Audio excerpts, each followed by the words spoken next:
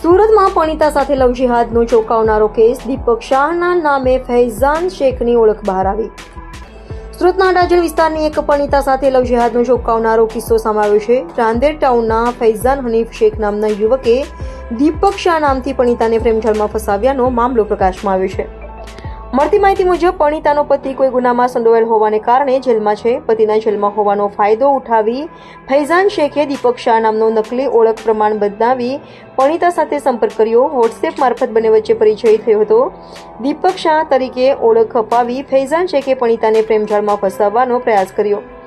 પરિણીતાએ આ મામલે તુરંત જ પોલીસમાં ફરિયાદ નોંધાવી. ફરિયાદમાં જણાવવામાં આવ્યું કે ફૈઝાન શેખે દીપક શાહ તરીકે નકલી ઓળખ બનાવીને પરિણીતાને પ્રેમમાં ફસાવવાનો અને તેને ધર્મ પરિવર્તન માટે દબાણ કરવા પ્રયાસ કર્યો હતો. આની અંદર અડાજણ પોલીસ સ્ટેશનમાં એક ફરિયાદ આ કામે ભોગ બનનાર ભાઈને આપેલી છે. એની અંદર આ કામના જે આરોપી છે એને પેલા ભોગ બનનાર સાથે સોશિયલ મીડિયાથી કોન્ટેક્ટમાં આવેલા અને એને પોતાનું નામ દીપક શાહ કીધે અને પછી એ લોકો સંપર્કમાં આવીને એકબીજાને મળીને શરીર સંબંધ બાંધ્યા.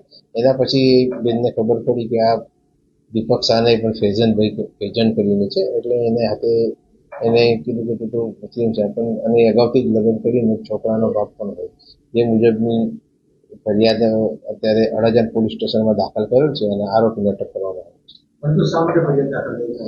એમાં એને એવો વાયદો કર્યો હતો કે હું તારા હાથે લગ્ન કરીશ અને રાખીશ, પણ પછી એ ફરી ગયો છે.